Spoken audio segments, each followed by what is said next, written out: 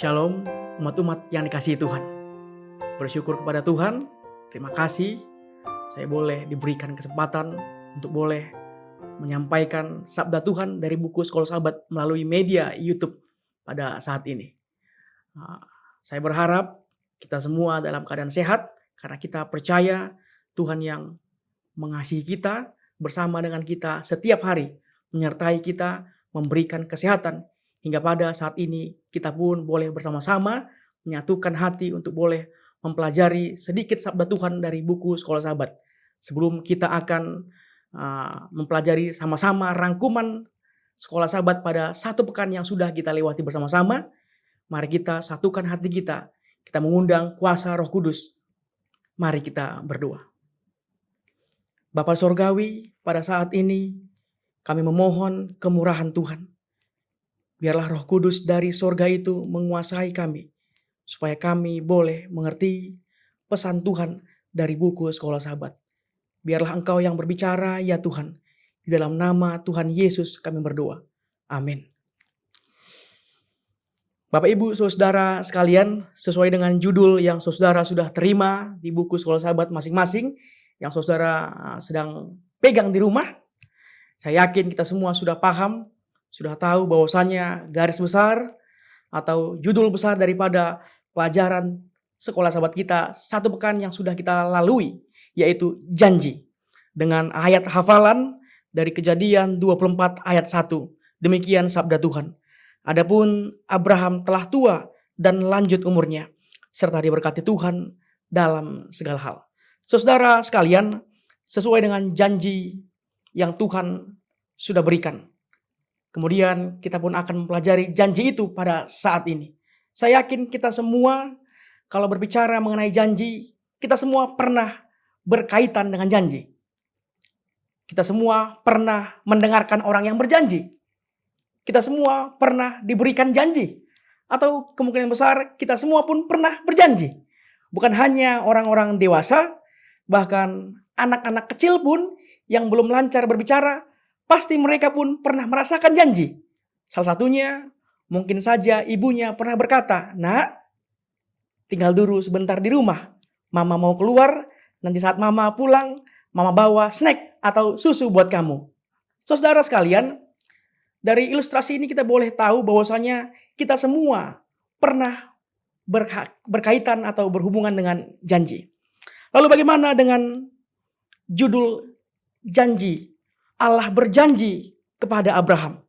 Saudara, di dalam perjanjian lama kita tahu ada begitu banyak janji-janji yang Allah berikan yang dituliskan dari kitab Kejadian. Dan saat ini pun kita tetap dipanggil untuk boleh mempelajari bersama-sama mengenai janji Allah pada peristiwa kehidupan Bapak Abraham.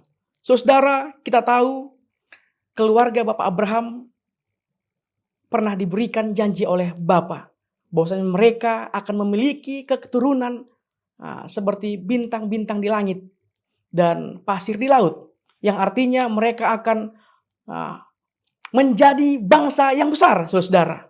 Tapi kita lihat sampai Abraham dan Sarah sudah menjadi tua, mereka belum mempunyai anak, dan akhirnya benarlah yang dikatakan oleh Pengkhotbah 3 ayat 11 bahwasanya semuanya akan indah pada waktunya. Saudara boleh lihat, akhirnya seperti yang Allah pernah janjikan, Sarah melahirkan bagi Abraham seorang putra. Dan dalam masa tuanya ia melahirkan. Dan ia menamai bayi itu Ishak. Saudara lihat, kadangkala kita boleh menjadi bosan untuk menanti-nantikan apa yang Tuhan janjikan itu. Tapi ada yang perlu kita ingat. Allah itu setia dalam janjinya. Dan ia mengingat apa yang ia pernah janjikan. Saudara sekalian, dan dalam satu pekan yang kita sedang lewati, kita pun akan menyinggung sedikit banyaknya mengenai kehidupan Bapak Abraham. Mulai dari ia memiliki anak, yaitu Ishak. Kemudian Allah memanggilnya untuk mempersembahkan Ishak di Gunung Moria. Kemudian bukan hanya itu saja. Puncak daripada iman Abraham bukan sampai sementara mereka memperoleh anak, Tetapi puncaknya ialah sementara Abraham diuji untuk mempersembahkan Ishak sebagai korban bakaran. Saudara sekalian, boleh kita balikkan buku sekolah sahabat kita kepada hari yang selanjutnya. Bukit Moria. Saudara sekalian, kalau kita lihat di Kejadian 22, boleh kita lihat bahwasanya Allah memanggil Abraham. Di dalam kitab Kejadian 22, ayat yang pertama dan ayat yang kedua. Setelah semuanya itu, Allah mencoba Abraham. Ia berfirman kepadanya, Abraham, lalu sahutnya, ya Tuhan, firman-Nya, ambillah anakmu yang tunggal itu, yang engkau kasihi, yakni Ishak. Pergilah ke tanah Moria dan persembahkanlah dia di sana sebagai korban bakaran pada salah satu gunung yang akan kukatakan kepadamu. Saudara yang dikasihi Tuhan, sesuai dengan apa yang tertulis di dalam buku sekolah sahabat kita, Kejadian 22 menjadi karya klasik dalam sastra dan filsuf dan seniman. Bukan hanya untuk para ahli teologi saja. Kenapa saudara? Karena dalam Kejadian 22 ini agak bertentangan dengan apa yang Tuhan pernah sampaikan. Allah pernah berkata di dalam Keluaran 20 ayat 13, jangan membunuh. Kemudian di dalam Imamat 18 ayat 21, Allah pun pernah berkata, janganlah engkau mempersembahkan anak-anak sebagai korban. Tetapi kenapa pada saat ini bertentangan dengan apa yang Allah katakan? Allah menyuruh untuk tidak membunuh, tetapi pada saat ini Allah sendiri yang menyuruh Abraham untuk mempersembahkan anaknya, membunuh anak yang ia kasih untuk Tuhan. Saudara tahu, Ellen G. White tuliskan dalam bukunya Alpha dan Omega, sementara Abraham diuji untuk mempersembahkan anaknya yang ia kasihi itu, setan sedang berbisik ke telinganya. Setan berkata, Allah mau menyuruh untuk tidak membunuh. Allah mau berkata, jangan membunuh. Tapi sekarang Allahmu sendirilah yang menyuruh engkau membunuh anakmu. Allahmu itu pembohong dan penipu. Saudara lihat bagaimana Abraham diuji imannya di hadapan Tuhan. Dan sementara Abraham diuji, setan tidak diam saudara. Ia bekerja untuk menjatuhkan Abraham. Saudara lihat apa yang ia buat. Karena Abraham tahu apa yang Tuhan berikan, dia pun yang berhak mengambilnya. Apa yang Tuhan sudah beri, dia pun berhak untuk mengambilnya. Itu sebabnya Abraham walaupun dengan keadaan yang sedih, dia tetap rela melakukan apa yang Tuhan berikan. Saudara, ia bangunilah Ishak yang masih remaja ini dari kemahnya. Tapi ada hal yang perlu kita ketahui saudara. Ishak ini ternyata dari kecil, dari sejak ia masih bayi saudara, sudah diajari oleh Abraham bahwasanya bagaimana liturgi untuk mempersembahkan korban di hadapan Tuhan. Dan salah satu kesenangan Ishak ini saudara, dia senang kalau dipanggil atau diajak ayahnya untuk berangkat membuat suatu mezbah kepada Tuhan. Dan pada pagi-pagi benar, ia membanguni anaknya Ishak ini. Nah, ayo kita berangkat ke Gunung Moria untuk mempersembahkan korban di hadapan Tuhan. Saudara tahu apakah Ishak ini merengek-rengek? Aduh, masih pagi. Aduh, masih subuh. Masih mengantuk. Tidak saudara. Ia langsung bangun. Ia berangkat bersama dengan ayahnya walaupun masih mengantuk. Saudara tahu bagaimana Abraham ini mendidik anaknya. Sangat luar biasa saudara. Inilah yang ada pada ujian Abraham ini. Kita lanjutkan kepada hari yang berikutnya. Saudara sekalian, seperti biasanya sementara mereka akan berangkat menuju Gunung Moria, korban, api, pisau sudah disediakan saudara, serta kayunya. Tapi kali ini Ishak dengan polosnya berkata, ayah, kita akan berangkat ke Gunung Moria untuk mempersembahkan korban untuk Tuhan. Dengan polosnya anak ini bertanya saudara di kaki Gunung Moria, ayah, pisau sudah ada. Ayah, api sudah ada. Ayah, kayu sudah ada, tapi di mana korbannya? Saudara tahu, Ellen G. White berkata, Abraham berbohong. Dia tidak menjawab pertanyaan anaknya yang masih polos itu. Dia berkata, Allah akan menyediakan. Sementara mereka sudah sampai di atas Gunung Moria ini. Mesbah sudah disusun, saudara. Api sudah dihidupkan. Dinaikkanlah Ishak ini ke mesbah ini. Saudara tahu, sementara Abraham mengangkat pisaunya, hendak menyayat, mengkorbankan.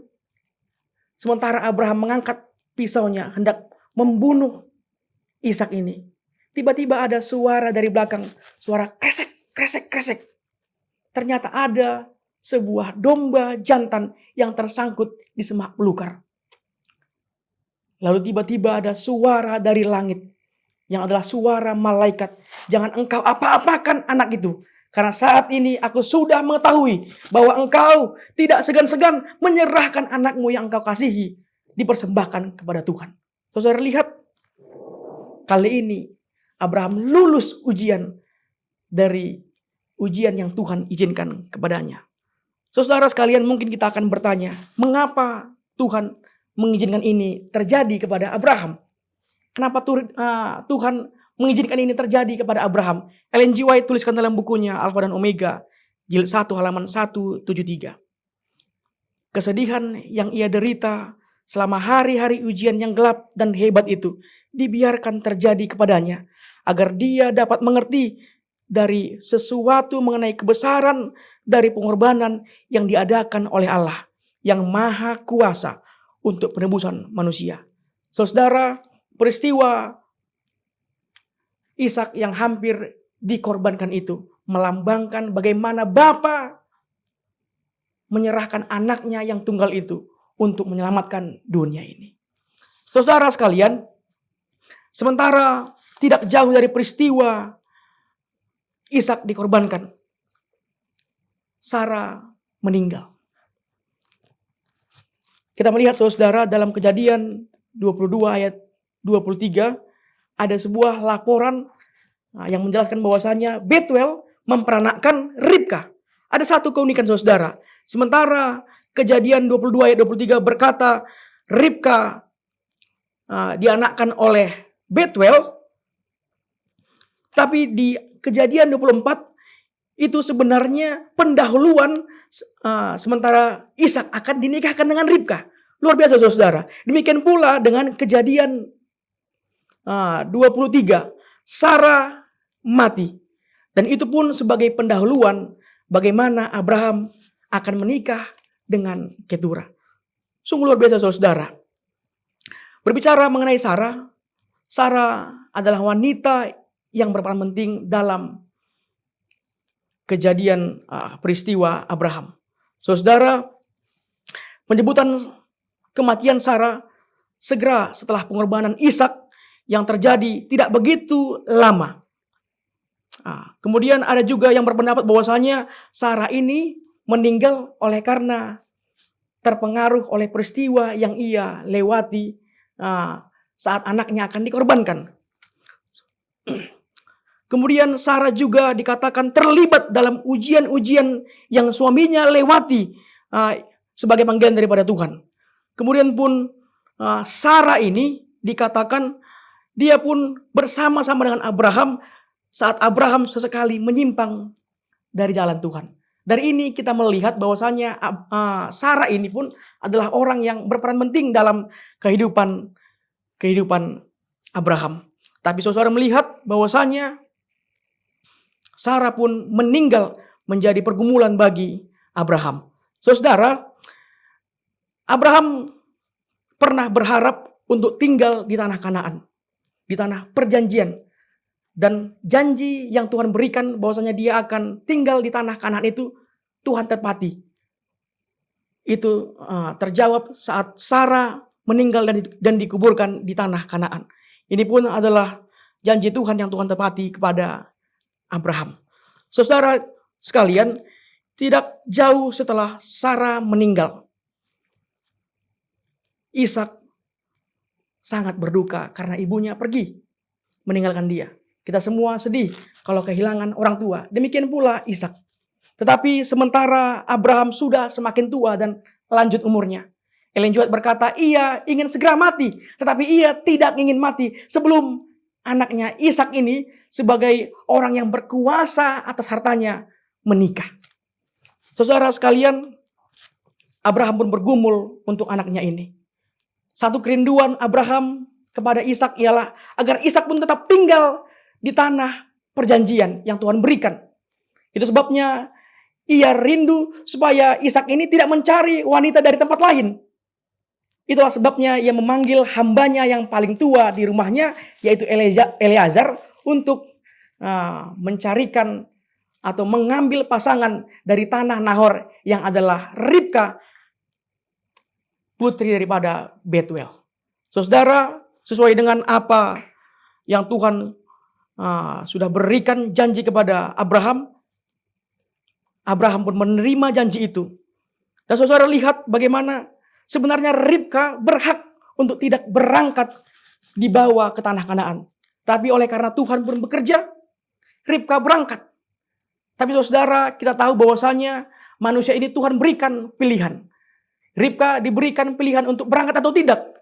Tapi kita lihat Ribka dengan setia berangkat dan ia sangat mengasihi Ishak. Dan Alkitab berkata, Ishak terhibur oleh datangnya Ribka ini. Saudara sekalian, tidak lama setelah Ishak menikah dengan Ribka, Abraham pun menikah.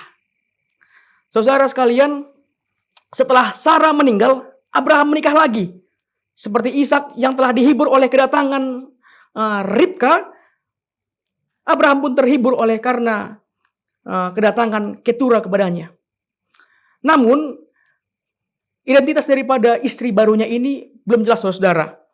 Fakta bahwa penulis sejarah menghubungkan anak-anak Ketura dengan anak-anak Hagar tanpa menyebutkan nama Ketura, menunjukkan bagaimanapun bahwa Ketura bisa seperti yang dikatakan beberapa orang. Ada yang berkata bahwasanya Hagar ini adalah Ketura atau Ketura ini adalah Hagar. Saudara, juga penting bahwasanya kita ketahui Abraham ini pun memperlakukan anak-anak Ketura ini sama seperti dengan anak-anak Hagar. Sama, saudara. Dia juga memberikan segala harta miliknya kepada Ishak. Berbeda dengan anak-anak Hagar dan anak Ketura. Kepada mereka diberikan hanya sebuah pemberian saja. Berbeda dengan Ishak. Ishak diberikan harta warisan. Saudara, tujuan silsilah setelah pernikahan Abraham dengan Ketura yang memberinya 6 putra. Dan 2 putra lagi yaitu Ishak dan Ismail. Dan ini memberikan bukti langsung dari Allah bahwasanya Allah menepati janji-janjinya, yaitu Abraham akan menjadi bangsa yang besar. Saudara, dari peristiwa kehidupan Abraham ini ada 3 hal yang boleh kita pegang menjadi kesimpulan untuk kita semuanya. Yang pertama, kita harus tahu, kita percaya bahwasanya Tuhan itu tetap. Ia tidak berubah. Ia berpegang kepada janji-janjinya. Yang kedua, saudara sekalian, kadangkala Tuhan mengizinkan kita diuji. Itu semua tujuannya bukan karena Allah jahat kepada kita. Itu semua untuk membuktikan siapa diri kita dan membuktikan Allah itu sangat mengasihi kita. Dan yang terakhir, sementara kita semua umat-umat Tuhan sudah masuk dalam perjanjian itu, setialah selalu sampai Yesus datang yang kedua kali. Inilah yang menjadi rangkuman sekolah sahabat kita pada saat ini. Tuhan memberkati kita, mari kita berdoa. Bapa Sorgawi, terima kasih banyak sebab Tuhan sudah bersama dengan kami sementara kami merangkumkan pelajaran sekolah sahabat kami. Kami memohon belas kasihan Tuhan, biarlah Roh Kudus dari sorga yang boleh mengajarkan kami, supaya kami boleh paham akan pelajaran sekolah sahabat kami 1 pekan ini. Terima kasih Bapa di sorga. Dalam nama Tuhan Yesus kami berdoa. Amin. Saudara sekalian, terima kasih sudah dengan setia menonton tayangan ini. Jangan lupa like, komen, dan subscribe akun channel YouTube Game AK Denpasar. Sampai jumpa lagi, Tuhan memberkati. Amin.